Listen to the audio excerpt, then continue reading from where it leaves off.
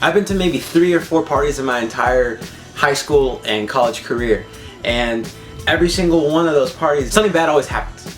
So I'm gonna share one of those stories because I think it's the worst, so I think I'm the best to tell.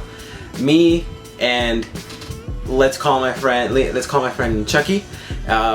Me and him were going off to this party that we get invited to from an old friend from high school in our freshman year of college.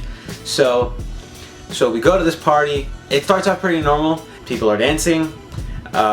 People are having conversation with each other, just hanging out in general. Nothing really out of the ordinary, right? But I noticed that some guy I know goes into a room with some girl, and I don't really bat an eyelash and just go back to whatever I was doing. Though what happens next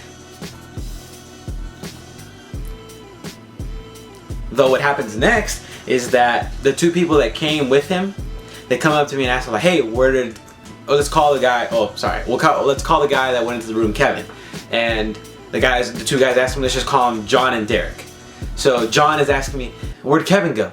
And I said, oh, I don't really know. I just saw him go inside some room with some girl. And then so they said, go open the door. And I said like, no, I'm okay. I'm okay. I don't really want to walk in on someone on accident today. So they go over to the door and they end up attracting a crowd. And then soon afterwards, a parent comes by checking on what's going on. So they all open the door together. And when they open the door, they're not just doing what like typically like making out or something like that. She's full on like she's blowing him.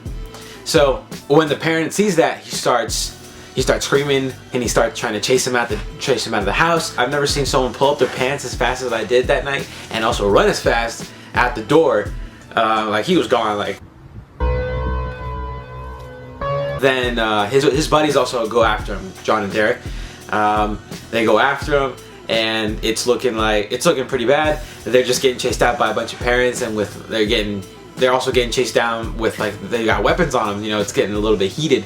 So they end up getting chased out out of the house, and that's how the party ends. But the story doesn't quite end there. My friend Chucky, he ends up talking to the cops.